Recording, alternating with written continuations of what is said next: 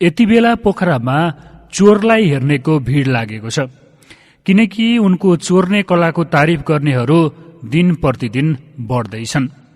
यसरी सबैको मन जित्दै चोरी गर्ने चोरको नाम हो चरणदास।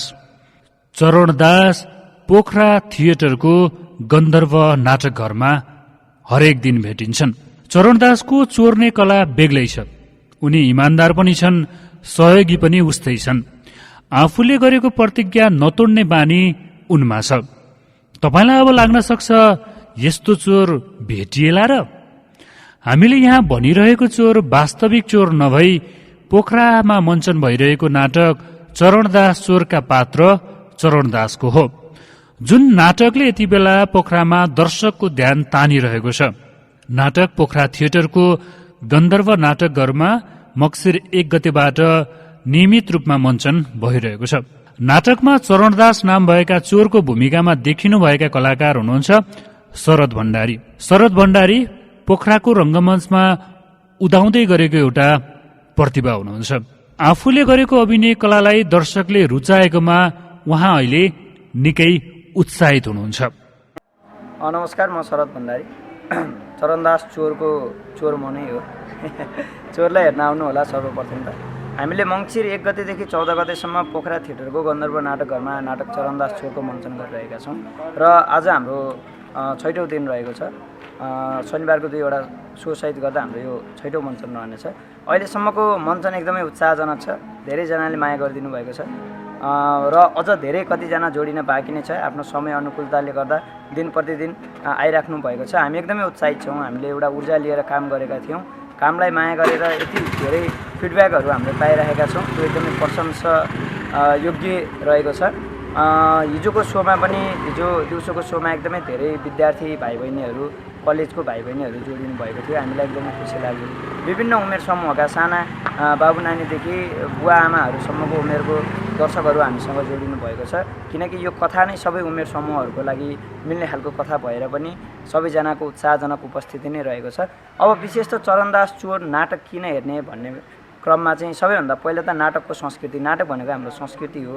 अब यसमा भाषा, साहित्य, संस्कृतिदेखि लिएर गएर अनेक जीवनका अनेक आयामहरू जोडिएको हुन्छ र यो एउटा कलालाई कसरी हामीले फिल गर्ने त। अब सिनेमा हेर्ने हाम्रो एउटा बानी परिरहेको छ। त्यो डिजिटल प्लेटफर्ममा हेर्दा सिधै भावनासँग जोडिन मानिसलाई अलिकति समय नै लाग्छ भने थिएटरमा आफ्नै अगाडि उभिएका कलाकारहरूका भावनामा हामी छिटै कनेक्ट हुन सक्छौँ। त्यो कारणले धेरैजनाले पनि भावनात्मक रूपमा चाहिँ थिएटरलाई अझ धेरै माया गर्नुभएको छ। त्यही नै होला। चरणदास कस्तो खालको चोर हो? चरणदास कस्तो चोर हो भन्दा, चोर भन्ने बित्तिकै हाम्रो समाजमा के छ भने अलिकति पटा काम गर्ने, अरूलाई झुक्क्याउने, छल्ने, लुट्ने अथवा चाहिँ त्यस्तै अनैतिक कामहरू गर्ने मान्छेलाई चोर भनेर संज्ञा दिइएको छ। तर चोर शब्द आफैमा त्यसको अर्थ त्यस्तो जान्छ। तर चरणदास चाहिँ कस्तो चोर हो भन्दा, चोर्नु उसको धर्म हो। उसले त्यो कसरी उसको धर्म हो भन्दा, उसले चोरेका चिज आफूले मात्रै राख्दैन, उसले गरिबहरूलाई बाँडिराखेको छ। समाजमा भएका विभिन्न दुःख पाएका मान्छेहरूलाई चाहिँ उसले हेल्प गरिराखेको छ। त्यो चोरे पनि उसले कर्मको, धर्म र कर्म जोडेको काम गरेको छ। चोर्नु धर्म हो भने चोरेको चिज बाँड्नु उसको कर्म हो। त्यो कारणले ऊ एकदमै इमान्दार चोर छ। उसले प्रतिज्ञा गर्छ, उसले झुटो बोल्दैन। झुटो नबोलिकनै उसले चोर्छ, उसले भनेरै चोर्छ र आफूले चोरेका चिजहरू लगेर मान्छेहरूलाई बाँड्छ, दिन्छ। त्यसले गर्दा यो एउटा सटायर पनि हो।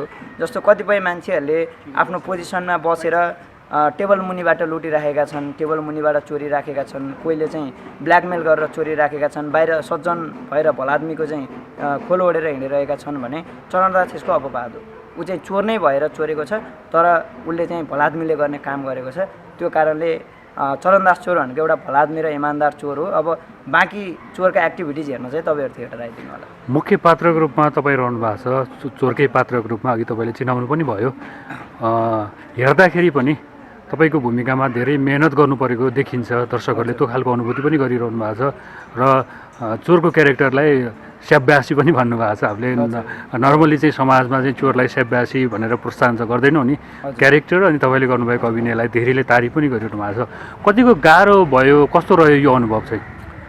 एक नम्बरमा त चोर चरित्र गर्नु अलिकति गाह्रो भन्दा पनि अब चोर्न त जीवनमा अनेक किसिमले चोरियो, केटकेटीमा चोरियो होला, अन्जानमा चोरियो होला। तर ठुलो बडो भइसकेपछि यो गलत कार्य हामीलाई त्यही शिक्षा दियो सानैदेखि, चोर्नु गलत काम हो। चोर भनेर आफ्नो एउटा परिचय दिनु भनेको गलत चिज हो भन्ने भएको हुनाले त्यो चोर्ने काम चाहिँ गरिएन। तर अहिले चाहिँ नाटकमा चाहिँ चोरको भूमिका आउँदा चाहिँ कता कता मैले प्र्याक्टिस गरिरहेको हुन्छु अहिपछि पनि भन्नाले झुक्क्याएर चोर्ने नै होइन कि कसैको सामान झुक्क्याएर यता लुकाइदिने उता लुकाइदिने मैले यहाँ साथीहरूको गरिरहेको हुन्छु किनकि त्यसले चाहिँ मलाई हेल्प गर्छ। मैले कोही साथीको झोला लुकाएर कता राखिदिन्छु अनि कहाँ गयो मेरो झोला भनेर खोजिरहेका हुन्छन् उनीहरू। त्यस्तो त्यस्तो प्रक्रियाहरूबाट क्यारेक्टर डेभलपमेन्ट पनि भइराखेको छ र मलाई चाहिँ रमाइलो लागिरहेको छ। अनि चोर कस्तो मजाको चोर होइन, त्यस्तो मजाको चोर पनि बन्न सकिँदो रहेछ जस्तो लागेको छ।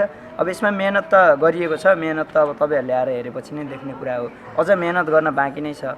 अनि अब हाम्रो यो समूह नै हामी आफैले चाहिँ एउटा नेतृत्व लिएको समूह भएको हुनाले अझ यसका विभिन्न काममा पनि अलि बढी चाहिँ हामी व्यस्त भएको कारणले पनि अझ त्यति राम्रोसँग फोकस चाहिँ गर्न पाइएन। तर त्यसो भनेर पनि हामी तपाईँहरूलाई चाहिँ निराश चाहिँ बनाउनु क्रम जारी नै छ। चोर्ने काम 14 गतेसम्म जारी नै रहन्छ र त्यो चोरेको चिज तपाईँहरूलाई बाँड्ने काम पनि जारी नै रहन्छ। चरणदास चोरलाई रेनेसा थिएटर नाट्य सिर्जना समूहले मञ्चन गरिरहेको हो।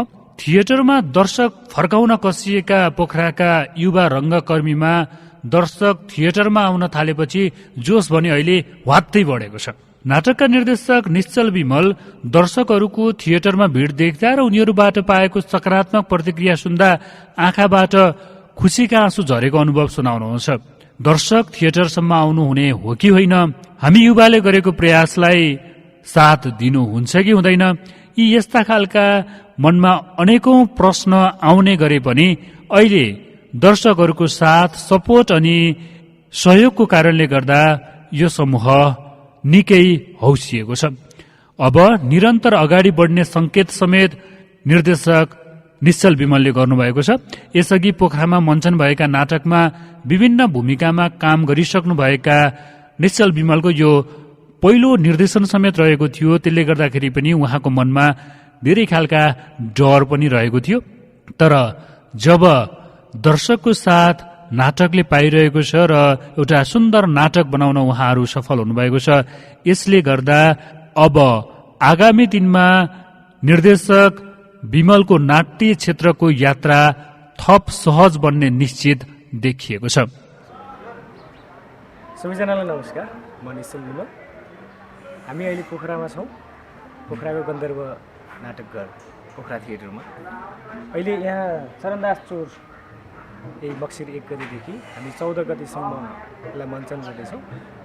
शनिबार अतिरिक्त सो 1 बजी भए र अरू नियमित सो हामी 5 बजे गरिरहेका छौँ।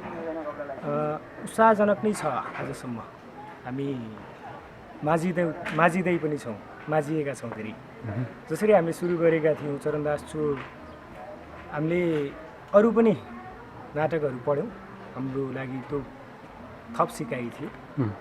सिकाइ र भोगाइको जन्म भनेर मैले भन्दै आएको छु। यो नाटक चरणदास चोर निर्देशन मेरो सिकाइ र भोगाइ हो।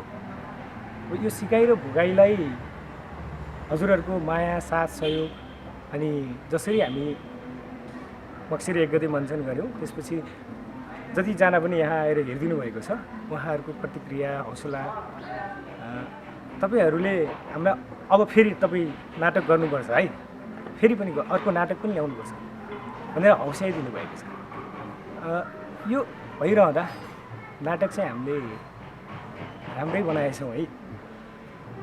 दर्शकहरूलाई हामीले त्यति लामो समय हामीले बाँधेर राखेर त्यसको असर उहाँहरू बाहिर निस्किसक्दा र उहाँहरूको जीवनमा पनि लागु हुन सक्ने गरेर हामीले प्रस्तुत गर्न पस्किन सकेको कुराले एकदमै खुसी छौँ, धेरै खुसी छौँ।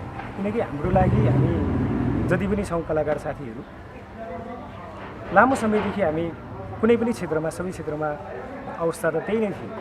हामी कलाकारहरू जसरी बाँचिरहेका हुन्छौँ, कहिले अभावमा, कहिले प्रशंसा, हाम्रो लागि सबभन्दा ठुलो भनेको हामी अहिले आफै लगानी गरेका छौँ। स्वतन्त्र रङ्गकर्मी मिलेर पोखराका स्वतन्त्र रङ्गकर्मीहरू हामी नै लगानी गर्छौँ। यो सुस्ताएको रङ्गमञ्चलाई अब हामीले उठाउनुपर्छ। यति लामो समय हामीले काम त गरिसक्यौँ, त्यसको प्रतिफल अनि हाम्रा दर्शकहरूले गर्नुभएको हामीबाटको कामको अपेक्षा त्यसलाई चाहिँ पुरा गर्नुपर्छ। चाहे त्यसको लागि हामी कतिपय रमाइला कुराहरू, मनोरञ्जनका कुराहरूलाई त्यागेर भयो हामीले दैनिक रूपमा खर्च गर्ने पैसालाई जोगाएर भए पनि त्यो जोगाएको पैसाबाट हामी नाटक गऱ्यौँ। किनकि हाम्रो जसरी चरणदासको चोर्ने धर्म हो, त्यसरी नै हामी चाहिँ हाम्रो धर्म, हाम्रो कर्मलाई धर्म मिलाएर, जसरी कर्म र धर्मलाई हाम्रो चरणदास चोरले निभाएको छ, उसले जसरी प्रतिज्ञा गरेको छ, उसका प्रतिज्ञाहरूले कुनै पनि हालतमा उसले छोडेको छैन, त्यसरी नै हाम्रो प्रतिज्ञा भनेको हामी नाटक गर्छौँ पोखरामा। यसको साथ सहयोग पछि अब आउँदा दिनहरूमा पनि हामीले तपाईँहरूको लागि नयाँ चिज पस्कन पायौँ भने पक्कै पनि पस्किनेछौँ। जसरी हजुरहरूले साथ दिनुभएको छ पहिलो निर्देशन, त्यसमा हजुरहरूको प्रतिक्रिया सुझाव। म हिजो हाम्रो शनिबार 2 सो थियो, 1 बजेको सोमा सो सुरु हुनुभन्दा अगाडि म रोएँ खुसी। अनि सो यति रमाइलो भएको, सो सकिएपछि पनि म खुसीले मेरो आँसु जान्छ। म यति भित्रैदेखि खुसी छु। यो नाटक हामीले पोखरामा यसरी काम गऱ्यौँ। पोखरामा भएका हाम्रा साथीहरू जो तितर-बितर हुनुभएको थियो, उहाँहरूलाई खोजेर हामी सानो समूहको नाटक गरौँ कि भन्ने पनि सोचायो। होइन, पोखरामा थुप्रै कलाकारहरू हुनुहुन्छ, रङ्गमञ्चमा जोडिएका मान्छेहरू थुप्रै हुनुहुन्छ, हामी गर्न सक्छौँ भनेर आँट्यौँ। नाटक चरणदास छु, भारतीय लेखक निर्देशक, रङ्गमञ्चमा लामो समय रङ्गमञ्चलाई एउटा उचाइमा पुर्याउनु हुने आदरणीय हबिब तान्विक र यसलाई नेपाली अनुवाद गर्नुभएको आदरणीय सर्जक हाम्रा गुरु आसान शर्माजी, अनि त्यो सँगसँगै हामीलाई सिकाउनु भएका हाम्रा अग्रज गुरुहरू जसले हामीलाई रङ्गकर्म सिकाउनु भयो, अझै पनि सिकाइरहनु भएको छ, उहाँहरूको साथ सहयोगले हामी राम्रो चिज पस्केका छौँ। यसमा चाहिँ यो घमण्ड भन्दा पनि हामीले पस्केका रहेछौँ भनेर हजुरहरूले नै भन्नुभयो। अब तपाईँहरू जति पनि हुनुहुन्छ आउनुहोस्, नाटक हेर्नुहोस्, रमाइलो गर्नुहोस्। हामी राम्रो नाटक पस्केका छौँ यसपालि।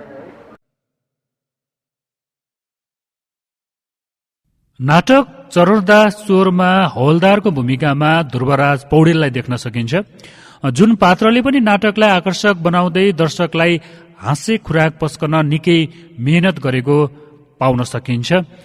ध्रुवराज पौडेल पनि पोखराको रंगमञ्चमा उदाउँदै गरेको अर्को प्रतिभा हुनुहुन्छ। विभिन्न नाटकमा यसअगाडि नै उहाँले अभिनय गर्नुभएको थियो भने यसपालिको नाटक मार्फत उहाँले अझ फरक खालको अभिनय क्षमता देखाउन सफल हुनुभएको छ र आफ्नो अभिनय क्षमतालाई दर्शकले रुचाएकोमा उहाँ पनि यति बेला मक्ख हुनुहुन्छ। नमस्ते सबैजनालाई, अहिले यो भिडियो हेरिराख्नु भएको सम्पूर्ण दर्शकलाई म यो नाटकको एउटा पात्र, यो नाटक रेनेसा थिएटर ग्रुपको एउटा सदस्यको हिसाबले चाहिँ तपाईँहरूलाई स्वागत गर्न चाहन्छु। यो नाटकमा मेरो चाहिँ भूमिका भनेको एउटा हवलदारको भूमिका चाहिँ रहेको छ, जुन चाहिँ चरणदास चोर, जुन चाहिँ एउटा नाम कहलिएको चोर छ, त्यो चोरलाई चाहिँ पक्रनको लागि म चाहिँ हमेसा चाहिँ तत्पर खटिएको चाहिँ हुन्छु।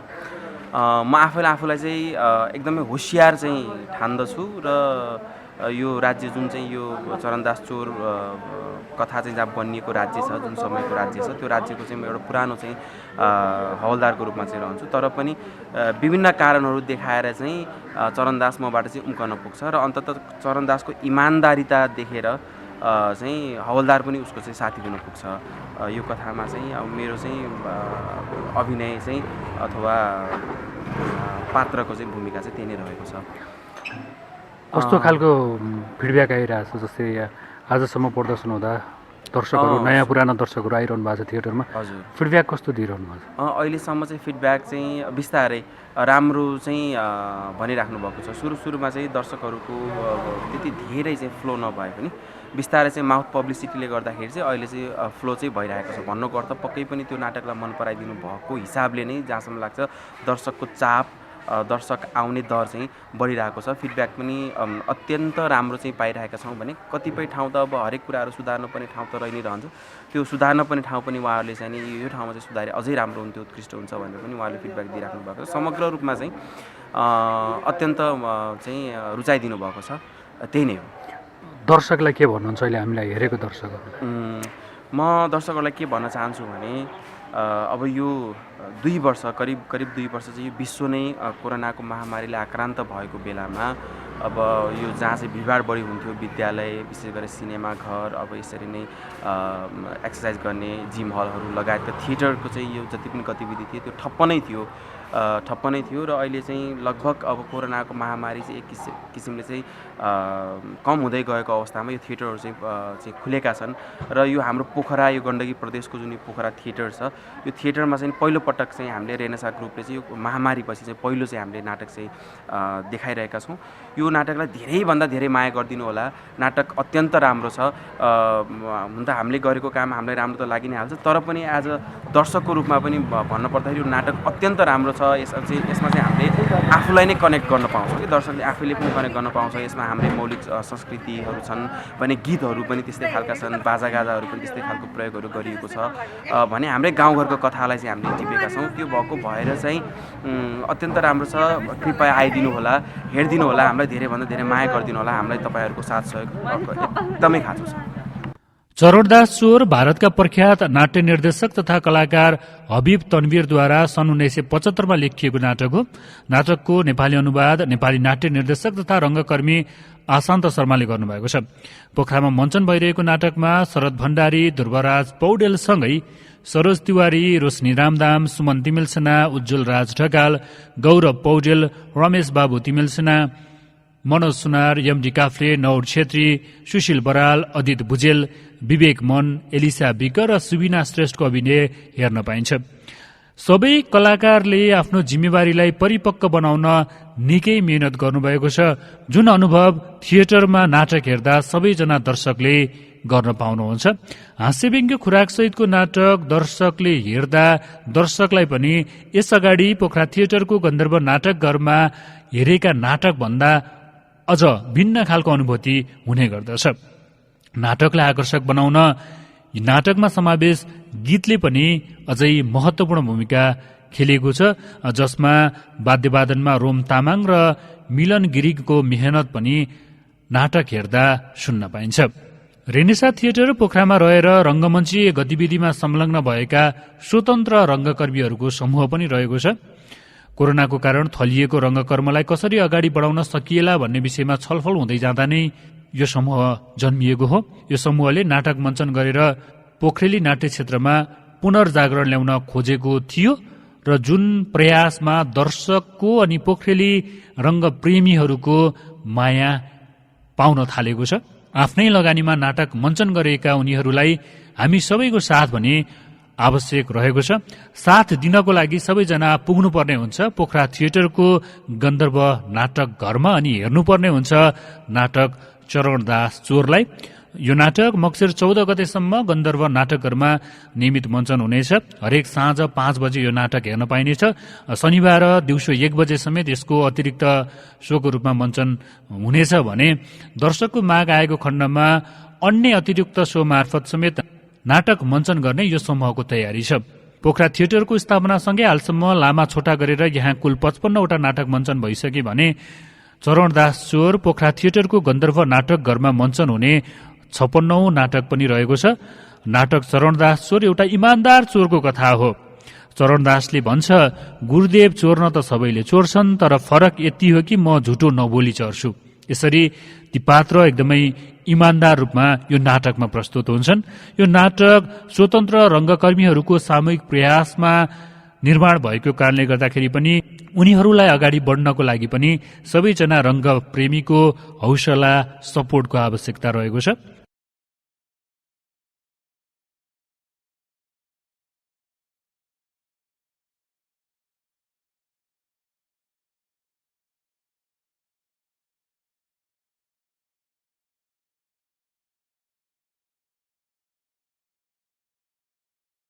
Our voice is your own diary.